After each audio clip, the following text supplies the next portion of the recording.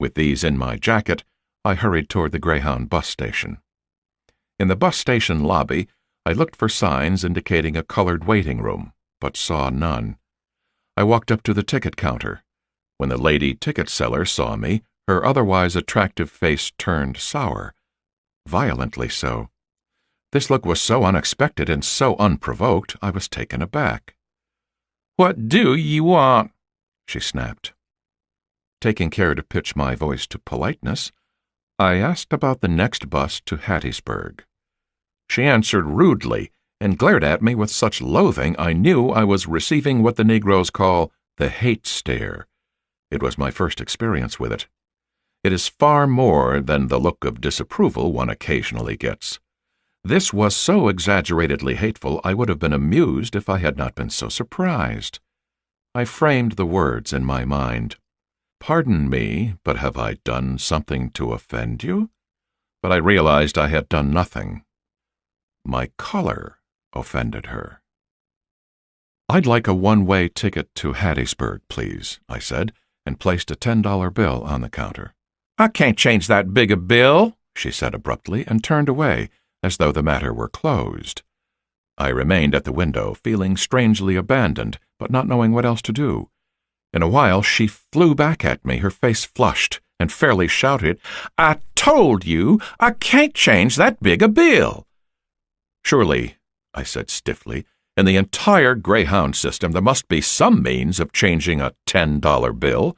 Perhaps the manager—" She jerked the bill furiously from my hand and stepped away from the window. In a moment she reappeared to hurl my change and the ticket on the counter with such force most of it fell on the floor at my feet. I was truly dumbfounded by this deep fury that possessed her whenever she looked at me. Her performance was so venomous I felt sorry for her.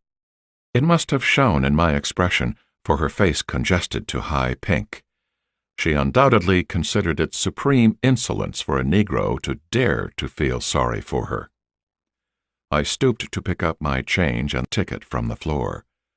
I wondered how she would feel if she learned that the Negro before whom she had behaved in such an unladylike manner was habitually a white man. With almost an hour before bus departure, I turned away and looked for a place to sit. The large, handsome room was almost empty. No other Negro was there, and I dared not take a seat unless I saw some other Negro also seated. Once again a hate stare drew my attention like a magnet. It came from a middle-aged, heavy-set, well-dressed white man. He sat a few yards away, fixing his eyes on me.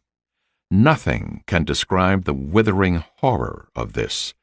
You feel lost, sick at heart before such unmasked hatred, not so much because it threatens you as because it shows humans in such an inhuman light.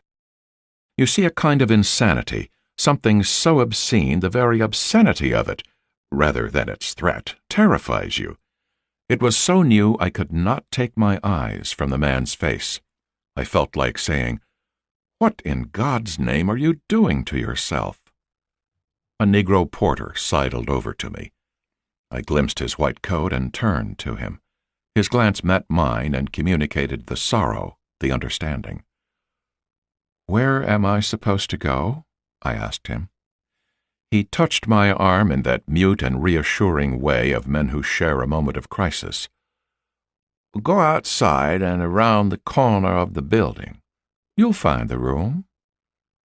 The white man continued to stare, his mouth twisted with loathing as he turned his head to watch me move away.